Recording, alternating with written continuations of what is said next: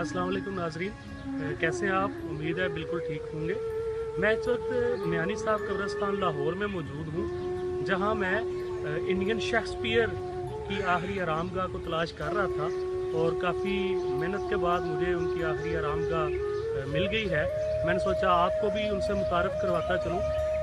आगा हशर कश्मीरी को Indian Shakespeare कहा जाता है।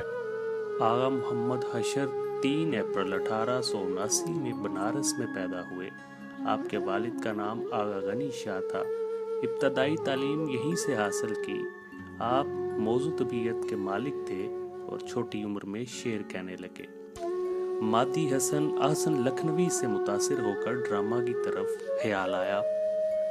चनाचे 1897 में आपने पहला ड्रामा लिखा जो शाये हुआ और मकबूलियत हासिल की। आगा हशर 19 साल की उम्र में ड्रामा निगारी में अपना नाम पैदा कर चुके थे। आपने अंग्रेजी ज़ुबान सीखकर शेक्सपियर और गैर मुल्की ड्रामा नवीसों के ड्रामे पढ़े और बाज़ का उर्दू में तर्जमा भी किया। आपने नज़में और गज़लें भी कहीं। ज़्यादा देर नहीं गुजरी थी कि आगा हशर को हिंदुस्तान के शेक्सपियर का खिताब दे दिया गया। उन्हें खुद भी ये लक़ब पसंद था।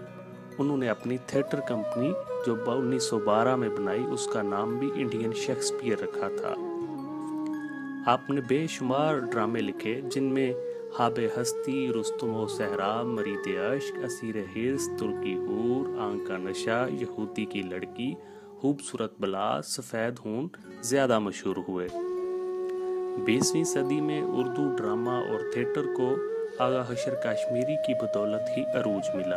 आप 28 अप्रैल 1935 को 56 साल की उम्र में लाहौर में इंतकाल कर गए। इस वक्त लाहौर के मियानी साहब कब्रिस्तान में मैं इंडियन शेक्सपियर की आखिरी आरामगाह पर मौजूद हूँ।